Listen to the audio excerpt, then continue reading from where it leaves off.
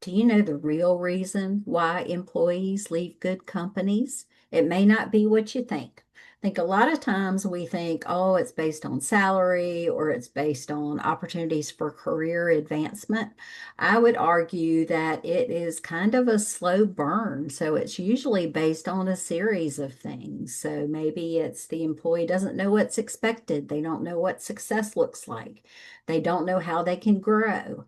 They don't feel appreciated by their team or their manager. These things build on one another and generally result in the ultimate decision to leave the organization. I would argue that the manager is the most important component in all of that.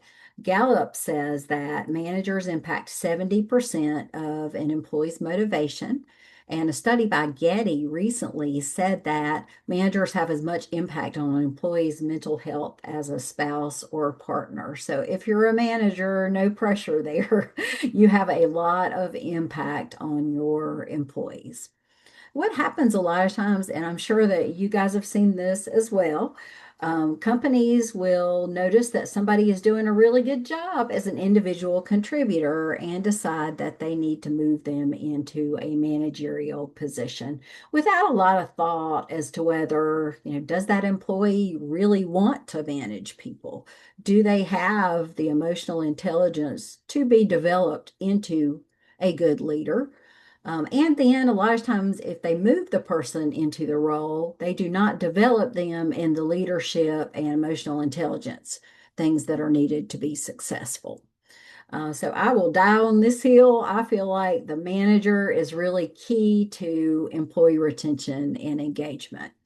And the bottom line here is definitely think through as you have promotional opportunities. If you are promoting somebody from within or considering somebody from within, give them some assignments to kind of see how they do in leadership. Maybe have some emerging leader programs, things like that. Think through how they are as a team member, all of those things before you make a decision. When you make a decision, then develop those new leaders. And of course, I have some programs through Influence HR Consulting that can help with that. My habits program, I think, is really helpful. It goes through 7 habits that are important to be successful as a manager. And I also have some things that can be customized based on your specific needs. And one thing that had always bugged me about development programs, which I think I have solved, is that a lot of times people will go to the training and then they get back to their day to day and forget what they've learned and don't apply it. So I have created an online community that goes along with my programs, and people have access for at least 3 months after that has videos and conversation guides and toolkits and all of the things to customize the training, and also a forum for people to ask questions and things like that. So I think it's going to be a really good addition. It's something that I just launched. So that's my commercial for Influence HR's programs. Even if you don't use Influence HR, there are lots of opportunities for leadership development out there. So do something if you haven't developed your managers lately.